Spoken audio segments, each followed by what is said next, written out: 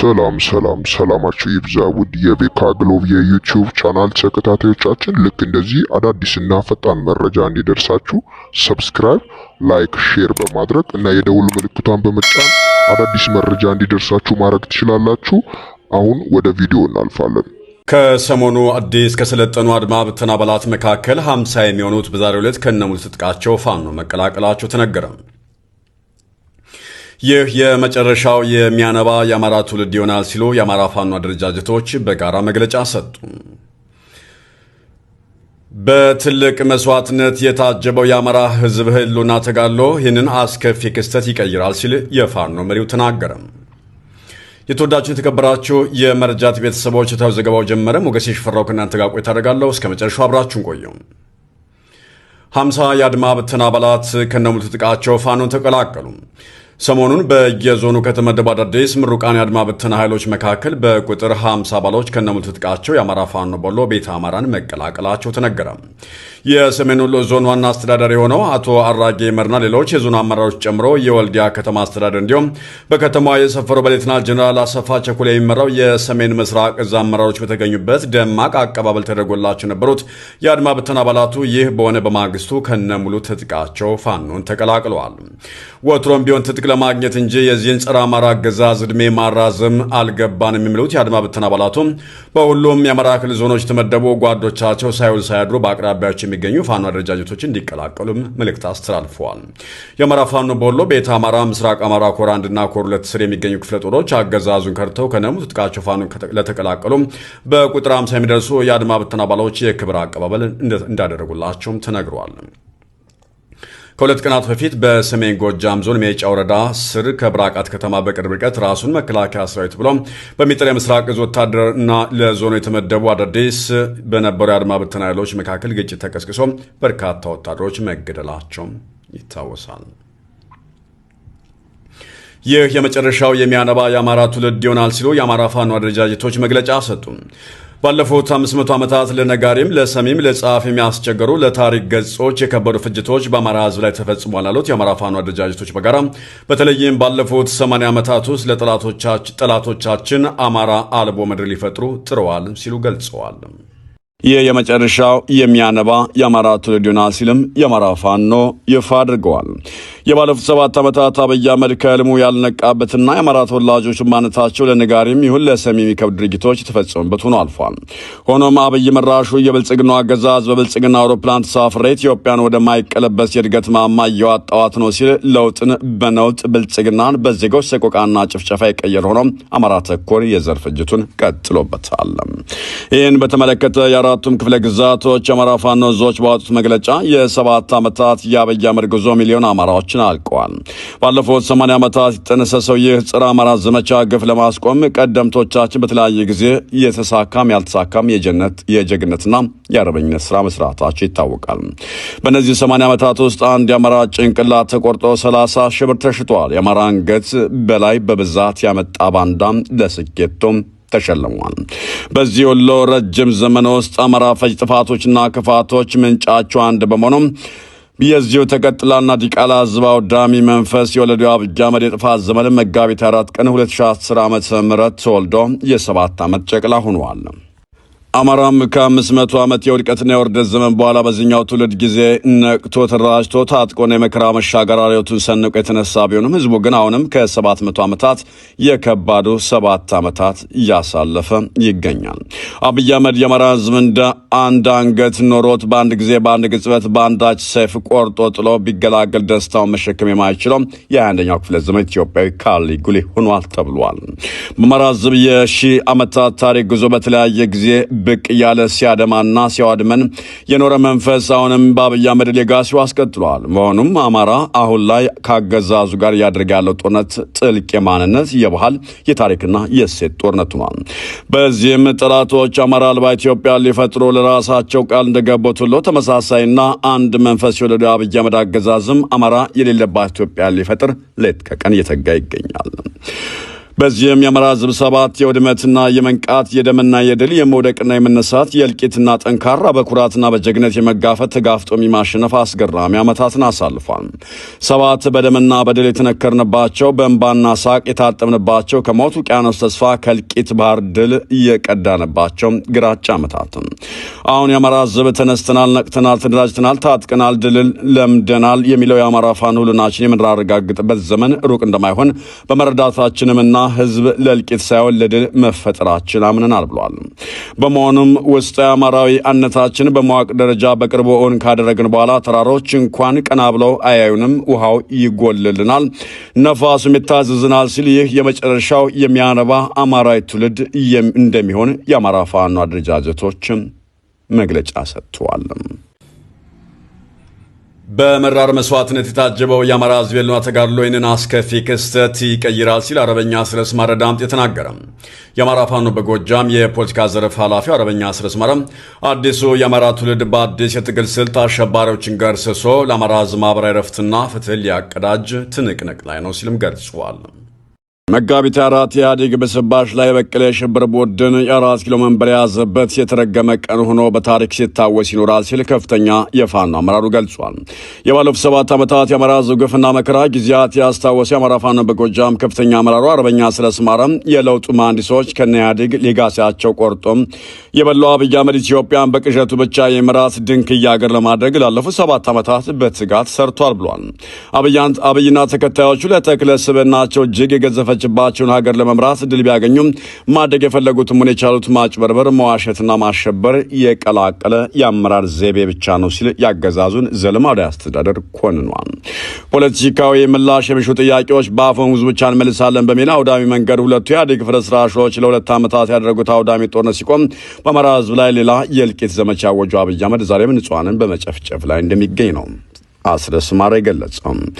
መጋቢት 4 ሚሊዮን ስራ አጦችን በመፍጠር ትርፍ አልባ ብልጭልጭ ፕሮጀክቶች ላይ ሀገር ጥሬትን በማባከን የስኳር ፋብሪካዎች ጨምሮ አንድም አይነት ትልቅ ፋብሪካዎች ያልተካተቱበት ነው ሲልም አብይ አሜሪካ ሀገር እድገት ይልቅ የሀገር ውድመት ላይ መሰማራቱን አረጋግጧል። በዚህም ለባለፉት 7 ዓመታት የመርገምት ዓመታት በርካታ አምራች ድርጅቶች አገልግሎታቸውን ያቆሙበት ነዳጅ አመረትን የሚል ተረት የተተረተበት 1300 ሜጋዋት ቀንሶም 35% የህዳሴ ግድብ ለማጠናቀቅ ሌላ 7 ዓመታትን የወሰደበት የቁልቁሎት ጉዞን ፊሽካ የተነፋበት ዕለት ሆኖ በታሪክ ይታወሳል። የኢትዮጵያ ፖሊስና የግዛት ሉዓላዊነት በችርቻሮ የተሸጠበት፣ ኢትዮጵያ በጎረቤት ሀገሮች እንደረባሽ ጎረምሳ የታየችበት የአብይ አህመድ ቡድን በዜጎች ላይ በፈጸመው የሰብአዊ የዘር ማጥፋትና የጦር ወንጀለኝነትም የዓለም አቀፍ መድረኮች ቋሚ አጀንዳ የሆነበት ዲፕሎማሲ ጽልመት ዘመንም ሆኖም በታሪክ ተመዝግቧል ተብሏል። ሰርቶና ተንቀሳቅሶ መኖር ብቻ ሳይሆን ውሎ መግባት የዜጋዎች ጥያቄ የሆነበት በሀገር መከላከያ ስም የተሰማራ አሸባሪ ሰራዊት በጠራራ ፀሐይ ህዝብ የሚፈጅበት የሽብርና የነውጥ አገዛዝ መሆኑንም የባለፉት 7 ዓመታት መገለጫዎች ናቸው። የብልጽግናው ፕሬዝዳንት የሚመራው ህዝብ በድሮን በመጨፍጨፍ የእርስ በርስ ጦርነት ድሮን በሰፊው በመጠቀም የመጀመሪያው መሪ ለመሆን በቅቷል።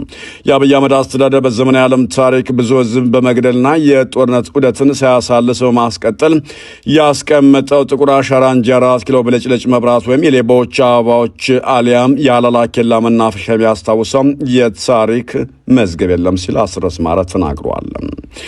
በመሆኑም በመሪር መስዋዕትን የታጀበ የአማራ ሕዝብ የህልውና ተጋድሎና አስከፊ ክስተት ይቀይራል ያለው አርበኛ አስረስ ማረ አዲስ ትውልድ በአዲስ የትግል ስልት አሸባሪዎችን ገርሶ ለአማራ ሕዝብ ማህበራዊ ረፍትና ፍትህን ሊያቀዳጅ ትንቅንቅ ላይ ነው ሲልም ተደምጧል።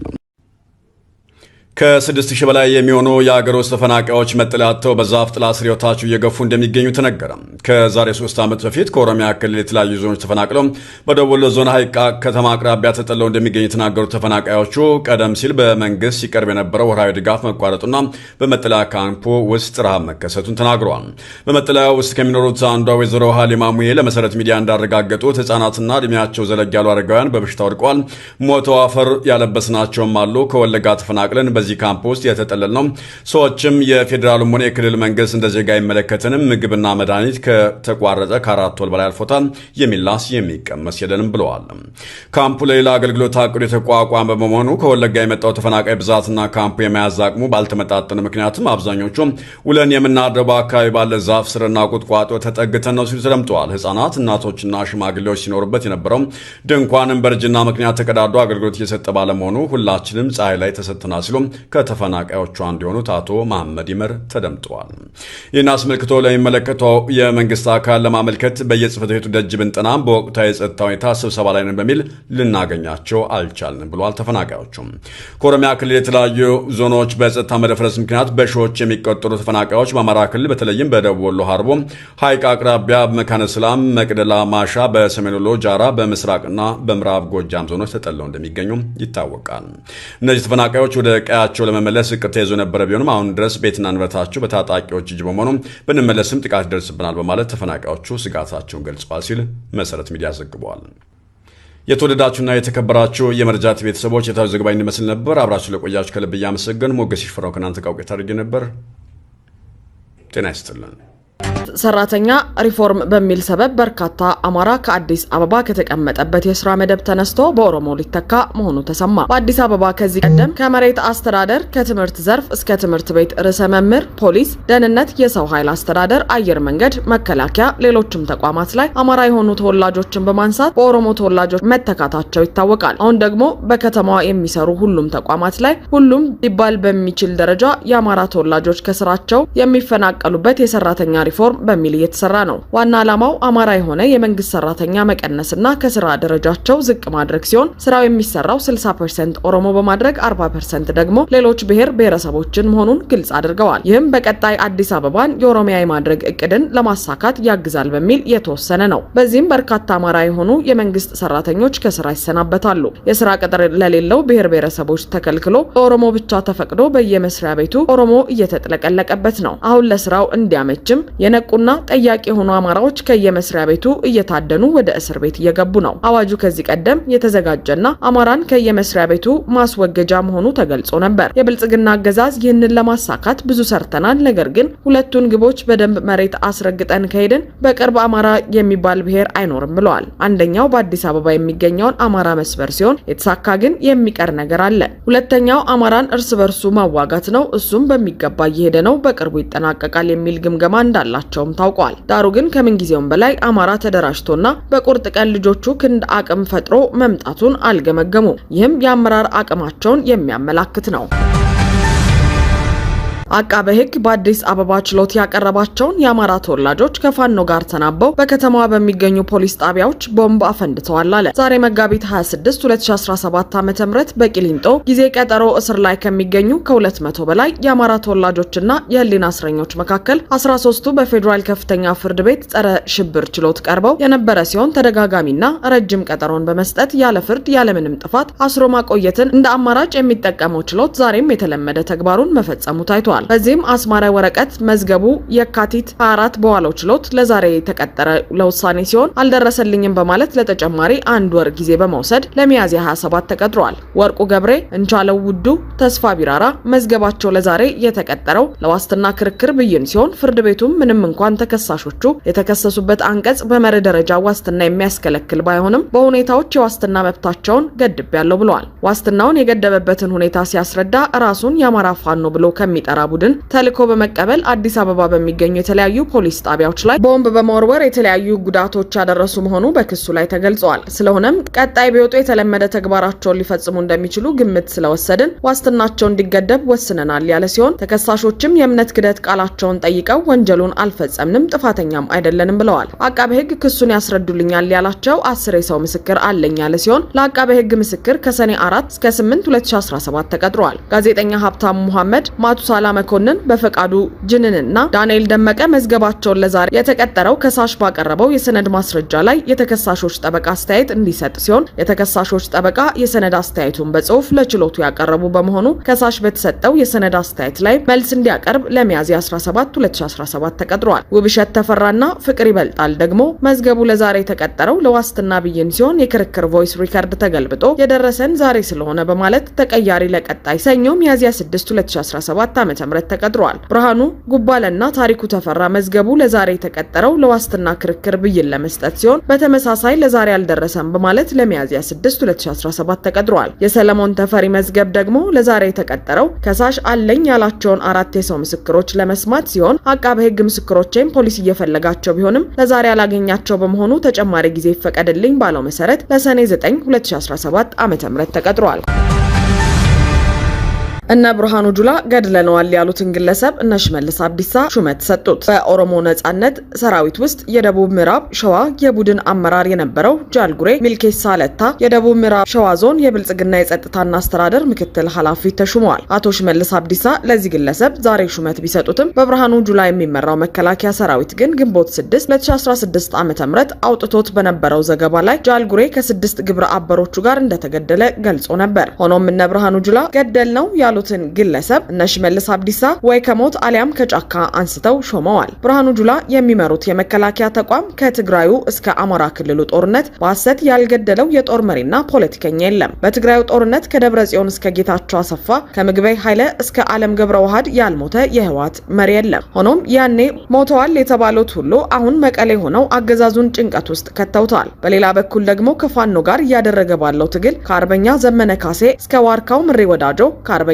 አስረስ ማረ እስከ አርበኛ ባየቀናው የብልጽግና ጦር ገድየዋለው ያላለው አመራር የለም። ዳሩ ግን አሁን ላይ እነዚህ አርበኞች መግቢያ መውጫ ያሳጣውን ዘመቻ ከፍተው እያፈራረሱት ነው።